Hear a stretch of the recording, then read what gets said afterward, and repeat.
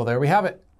So what happened is there's been obviously a lot of diet movements just in a decade, if we aren't talking about since, I don't know, around the 50s or 60s when they started to get super popular, telling us how we can maintain, lose, or gain weight depending on what you were trying to do at the time.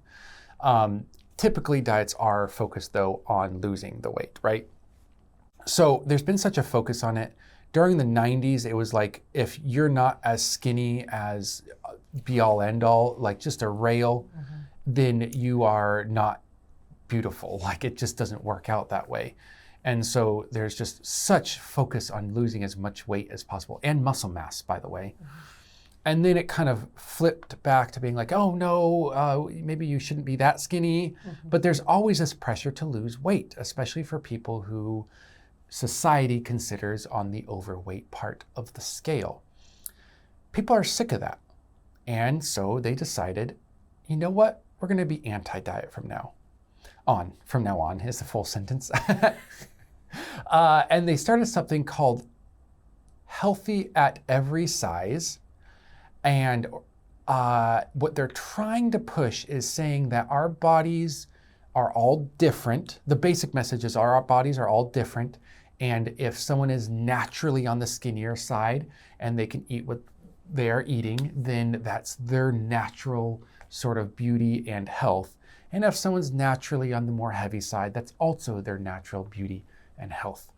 What some call more radical parts of this have said that healthy at every size also means people who are literally obese, medically obese, I should say.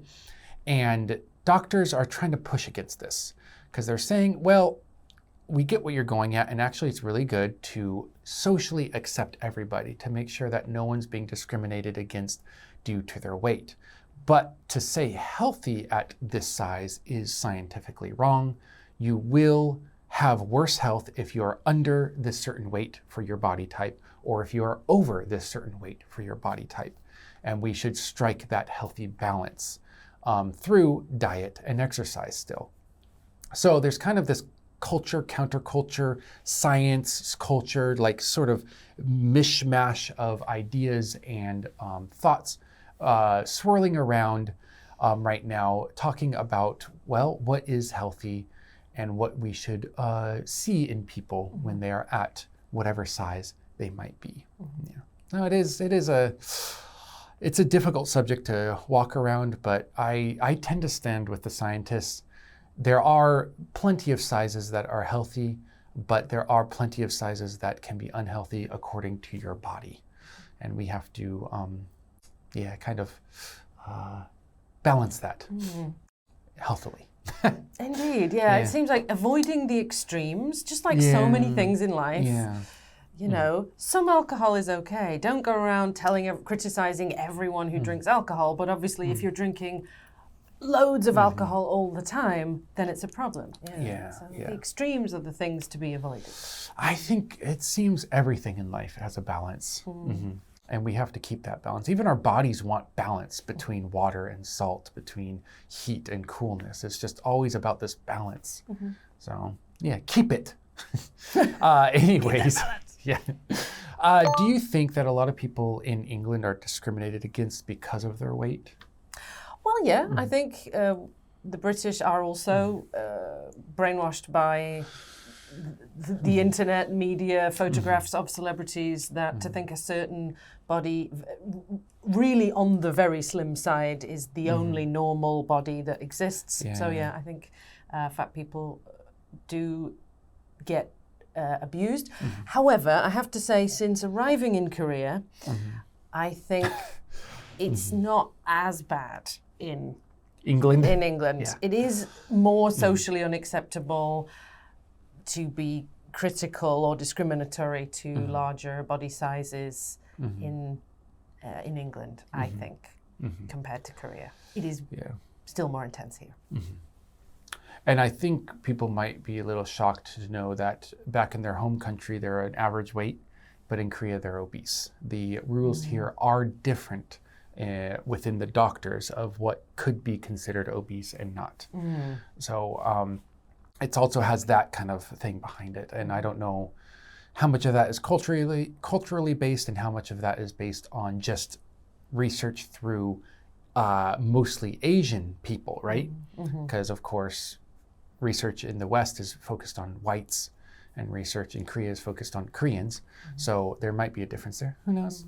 But yeah. As long as they're doing their research and they've got statistics to back it up. Yeah. You'd Trust hope the that's science. from doctors. Yeah. Trust the science until it changes and then trust the new science. Do you think doctors have been kind of dismissive of patients who are overweight though? Like, oh, you're just lazy, that type of thing?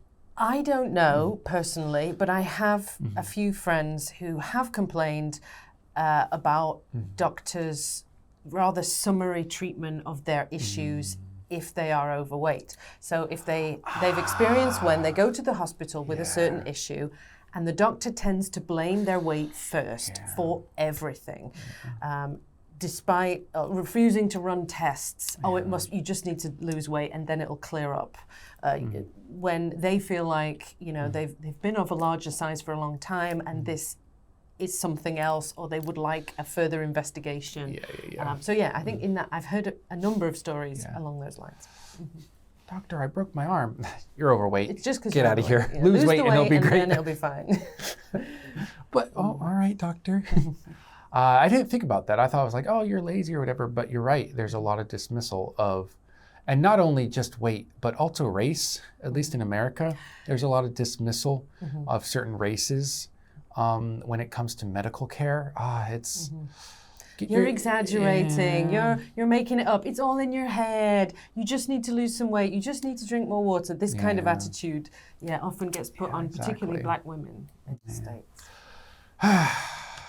Get your crap together, doctors.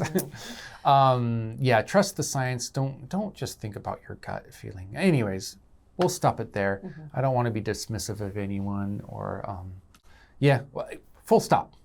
Look at the vocabulary, which includes what I just said, and go ahead and use that in your everyday language, and we'll see you in the next one. Bye.